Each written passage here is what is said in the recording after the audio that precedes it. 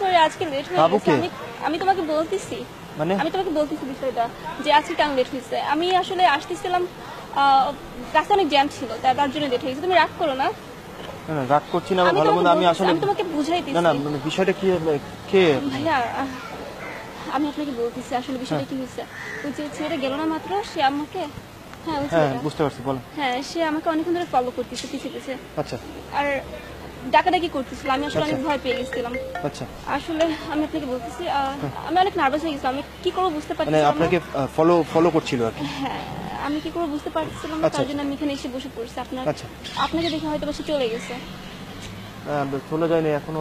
হ্যাঁ, ওই তো দাঁড়িয়ে আছে। তো মানে আপনার কাছে মানে আপনি বাসায় চলে যাইতেন?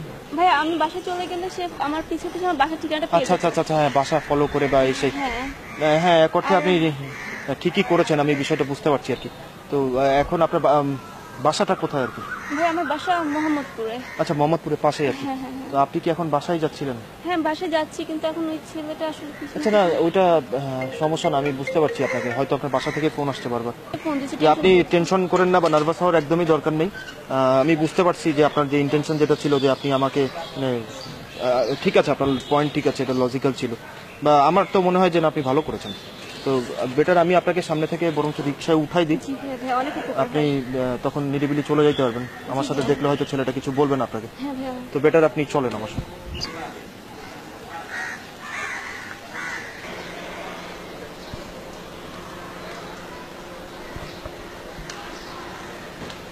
ভাই, মোহাম্মদপুর যাবেন নাকি? হ্যাঁ, যাবো। কোথায় বাসা? রাজিয়া সুলতান। সাবধানে। জি ভাই, ঠিক আছে, ভালো থাকবেন। রিক্সাটা যে গেল, মেয়েটা কে?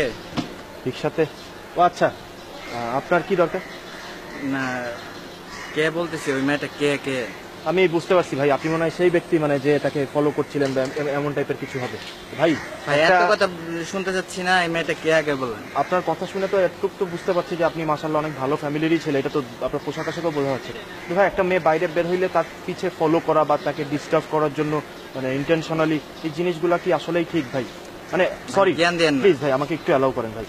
Sorry, I am really sorry. যে কিন্তু এই যে মেয়েটা বাইরে বের হয়েছে, আমারও কিন্তু ফ্যামিলিতে মেয়ে আছে, আপনারও কিন্তু ফ্যামিলিতে মেয়ে আছে। জাস্ট একটা জিনিস বোঝার চেষ্টা করবেন যে ও বাইরে বের হওয়ার পরে ও আজকে আনসেফ ফিল করছে আপনার জন্য। আপনি কে? আপনার পরিচয় কি? আপনি একটা ছেলে। আমার পরিচয় কি? আমি একটা ছেলে। আমরা সমগ্র যে ছেলে জাতিটা আছি না, তারা না তখন বেইজ্জত হয়, ছোট হয়ে যায়। ছেলেরা এই কাজ করেছে কেন ভাই? আমাদের নিজেদের পার্সোনালিটি আছে, আমাদের নিজেদের সম্মান আছে, আমরা কেন নিজেদের ছোট করবো?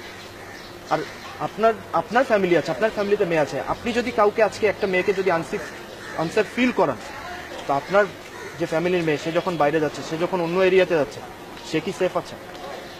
একজন দুইজন মানে আমাদের নিজেদের তো আগে চেঞ্জ হইতে হবে না, তারপর না আমরা পুরো সমাজ চেঞ্জ করতে হবে। ভাই সরি ভাই, কিছু মনে করবেন না, অনেক কথা বলে ফেলেছি ভাই। সরি ভাই, আমারও ভুল হয়েছে ভাই। আসলে ইটস ওকে, মানে হইতে পারে। তো ভালো থাকবেন আর এই ধরনের অ্যাক্টিভিটিস করবেন না ভাই। সালাম আলাইকুম ভাই।